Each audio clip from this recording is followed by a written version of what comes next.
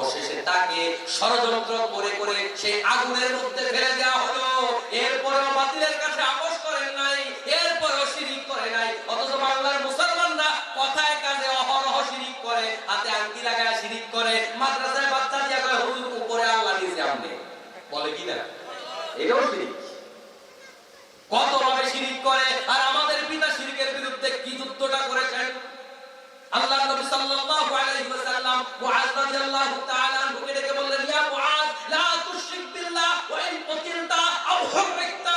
ও মুআজ, শিরিক করো না, শিরিক করো না। তোমার যদি আগুনে পোড়ায়ও ফেলে, তোমার যদি কেটে টুকরা টুকরাও করে ফেলে, তারপরেও শিরিক করা যাবে না।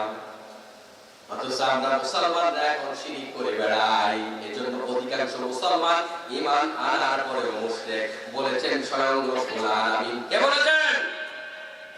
আমার মুসলমান ভাইরা, মারিয়াম আলাইহিস সালাতু ওয়াস সালামকে আল্লাহ তাআলা কত বড় কঠিন পরীক্ষা দিলেন।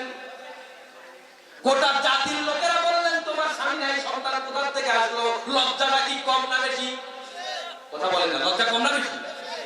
যে কঠিন লজ্জার মুখোমুখি সন্তান হয়ে গেল, কিন্তু বাবা নাই, কোনো বিয়ে শাদী পায় নাই, কোনো পুরুষের সাথে দেখা নাই। গোটা পৃথিবীতে এর আগে বাবা ছাড়া কোনো সন্তান হয়েছে এরকম কোনো নজির নাই, এরকম কোনো উদাহরণ নাই। এখন আমি যদি গলা কাটতেও কইছে আমি কোনো অপকর্ম করি নাই, এটা কি বিশ্বাস করার কাউকে সম্ভব? কত কঠিন পরীক্ষা একজন মহিলা মানুষ, নারী মানুষ, তাকে আল্লাহ তাআলা করলেন। গোটা সমাজ তার বিরুদ্ধে দাঁড়িয়ে গেল। এমন অবস্থায় ধৈর্য ধারণ করা কঠিন নাকি সহজ? সুমাইয়া রাদিয়াল্লাহু তাআলা আনহার মতো সাহাবা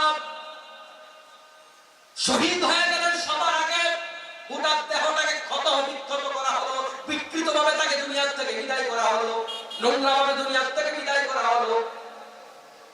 খাব্বাব খুবাইব রাদিয়াল্লাহু তাআলা আনহু ঘটনা আমরা অনেকে শুনেছি। হযরত খাব্বাব রাদিয়াল্লাহু তাআলা আনহু তিনি একজন কৃতদাস ছিল। তিনি যার কৃতদাস ছিল, তিনারা লোহা গলাইয়া, লোহা পরাইয়া, বগুলা দিয়ে অস্ত্র বানাইতো। ওই কয়লার মধ্যে তাকে শুইয়ে দিয়ে তার পিঠটাকে একেবারে ঝলসে দেওয়া হতো। পিঠের মাঝখানে বড় বড় গর্ত হয়ে গেছে।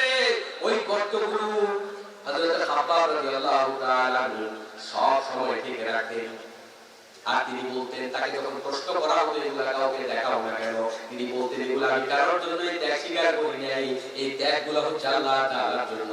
এই জন্য আমি হাসরের মাঠে আমার গর্তগুলো আল্লাহর দেখাইতে চাই।